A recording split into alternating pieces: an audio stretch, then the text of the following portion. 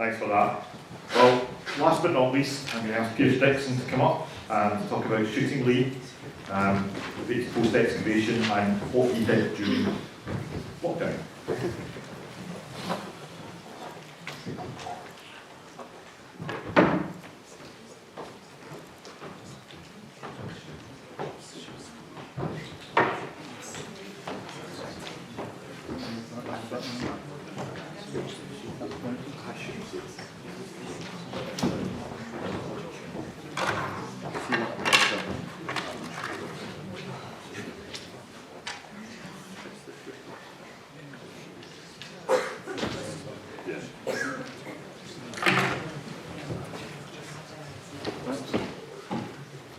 Thinner on the ground now, I see.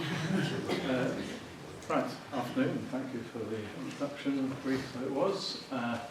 Okay, I'm going to talk about Shootinglee. This is a resume, or no, this is catching up, isn't it, really, from a talk we gave several years ago when I was with Joyce Durham. It was a joint talk, and she was a co-director on the site. And she was responsible largely for going to the site in the first place, but persuaded us it was a good idea. You can tell us later whether you think you agree with it. This is to show you where we got to in 2019 before the pandemic struck.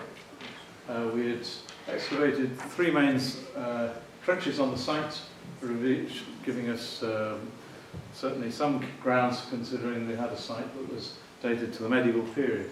We had documentation that took us from 1423 when it was the seat of a ward of Ettrick Forest called Shootinglee, and was occupied subsequently right up to the early 19th century when it was a sheep farm.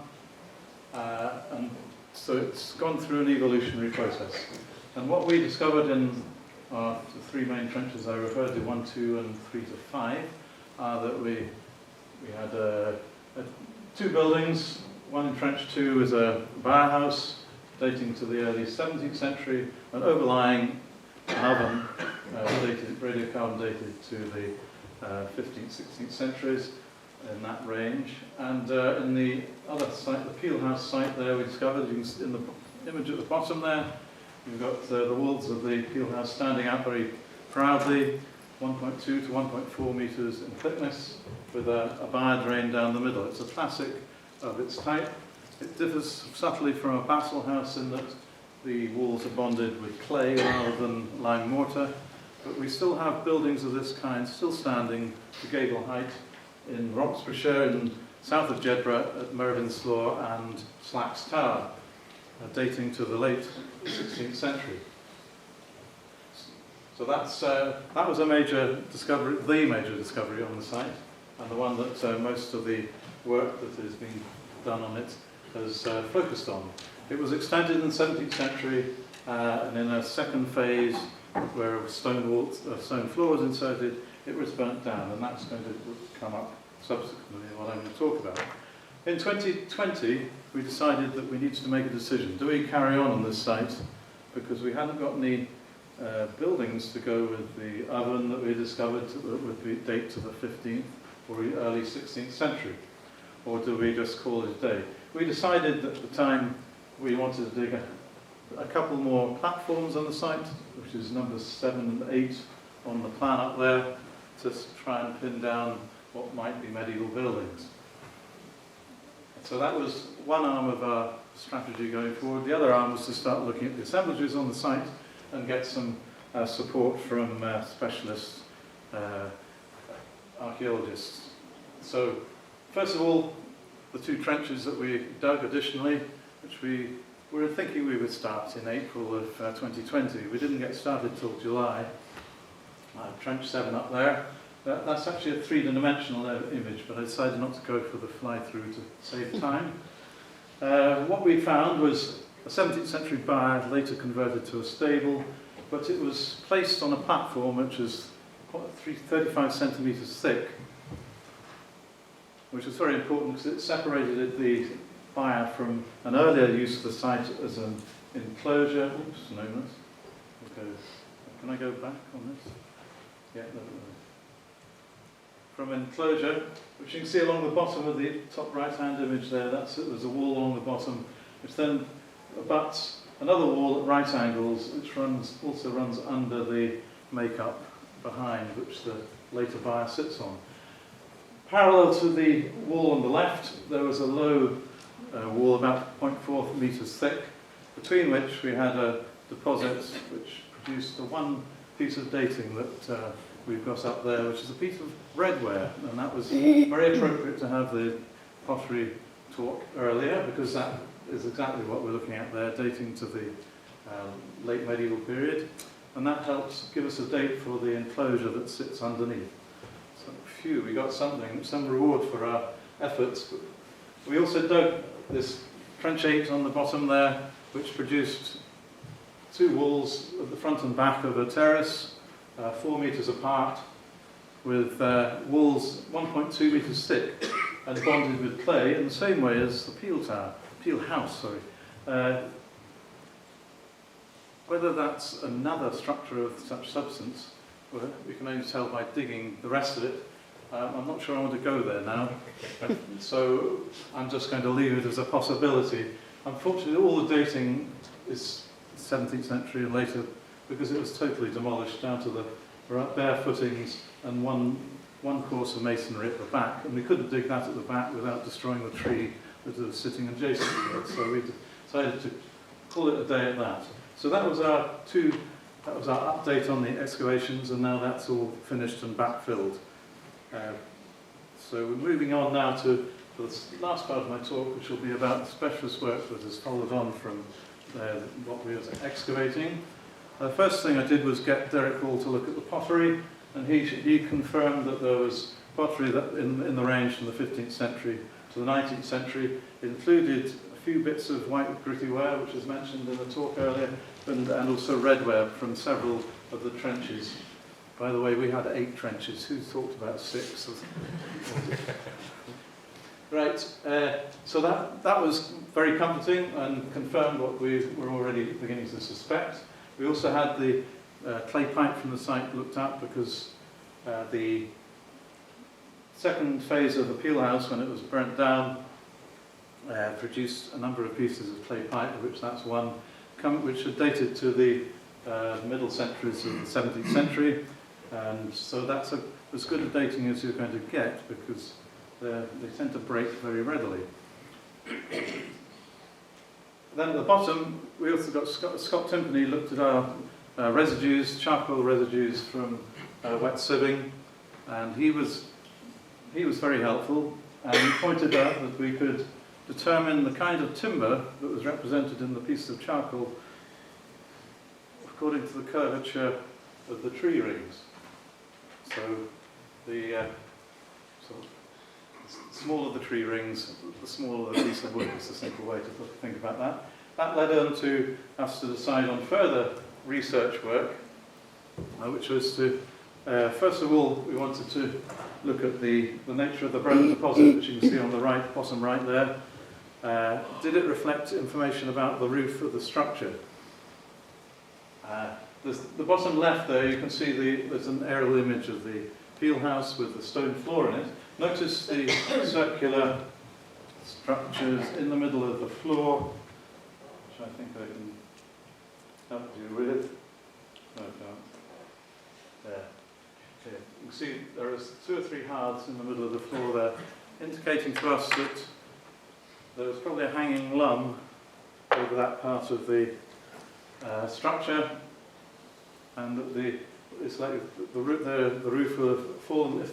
This is my thinking about it. The roof has fallen down, and charcoal from the roof is deposited on the floor, and also whatever the roof covering was. So we decided to look at that in more detail.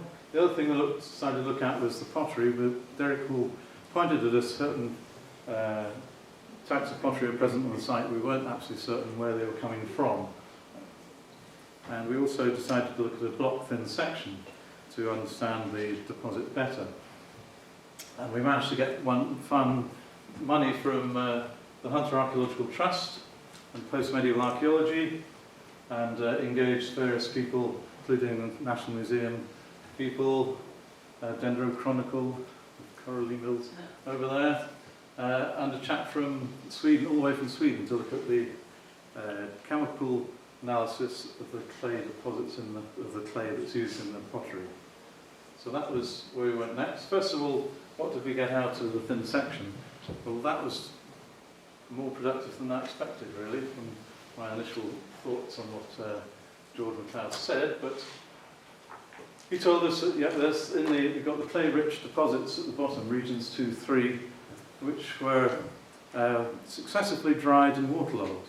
And that's because they sat on a floor which is a mixture of what looked like cobbles but bonded with clay between, so it would not let water go through very easily. So you got, and the fact that it's drying out as well, and also having microbial activity, told us that this deposit was open to the elements for a period of time. That sort of makes sense in the idea of a burnt deposit, which is from the materials that have fallen down, been burnt on the floor and settled on the floor. And then it was covered over with compacted clay. So I think we've also got a sealed deposit.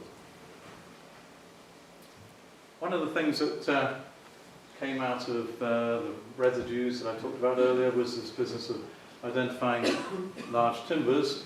And this also was confirmed by the work that Hamish Darragh did.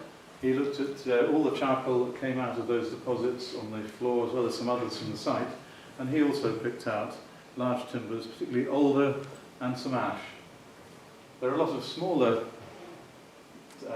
pieces of wood represented too, including willow as well as alder, that could be from wattles. And we found some daub on the site, suggesting we might have some collapsed wattle and daub partitions. So this is giving us some useful information to interpret. And that's going with also the heather that was represented in the residues from the wet sieving, is suggesting something about the roof covering. Heather is one of the, known as a roof covering in vernacular buildings. We also have good old timber, sort of all the trees growing in the vicinity. So that's building up a picture of our understanding of the building. Pottery threw up one particular thing I want to mention, apart from that the post-medieval wares are mostly from lowland Scotland, which is showing the fairly standard sites that are producing pottery. Thruscut there, which is the first one. But at the bottom right, we've got a very hard-fired piece of pottery that came out of the sump at one end of the peel house, and that proved to be from Cologne, and from a kiln just south of Cologne at Brule. This is a type of pottery that's been imported into Britain in the late 14th and 15th centuries. So that's a really nice piece of dating. It was probably residual, though, in the context of where it is, in the sump, in the base of the peel house. So that was very useful. The work we had done by the museum, and Alice which Alice was one of them, the work was very good in terms of giving us a range of information about all the various things from dress ornaments, dress objects.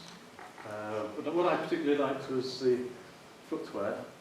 We've got human footwear on the left, we've got horses, and we've also got an ox shoe. This is a rare find.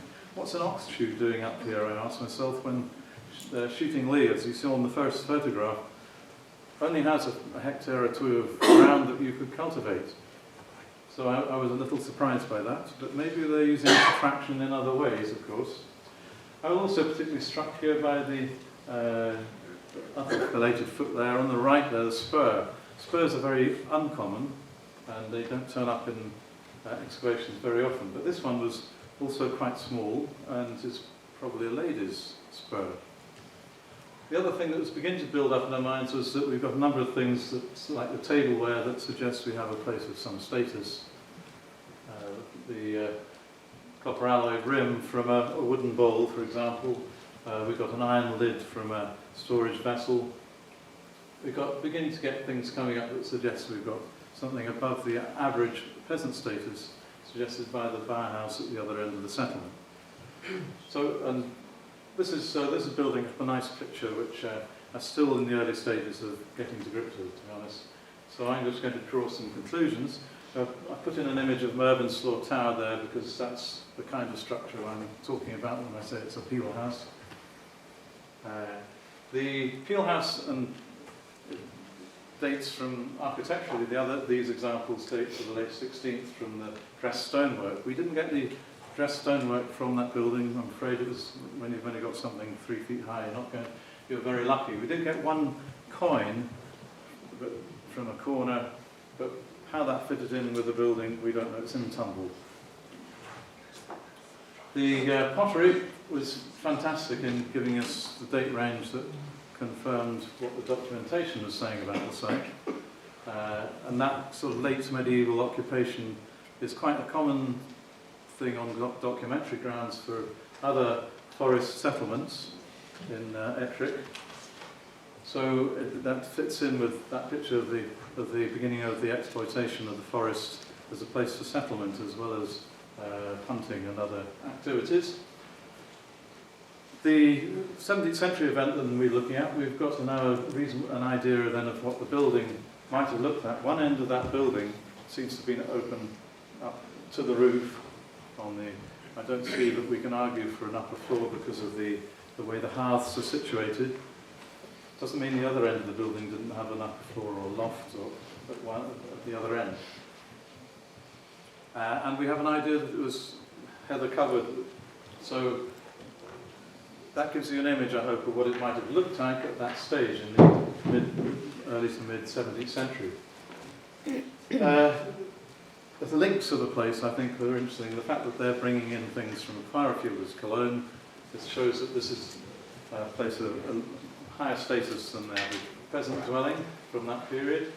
We've got, and this is also borne out by the artefactual assembly. And we've got another link with Cologne with the Fressen Bellarmine face mask here, which I learnt the other day is called Bartman in the Netherlands. They call them Bartman face masks, so these jokes. That's it. So I think at that point I'm going to say thank you for listening, and I hope you enjoyed it.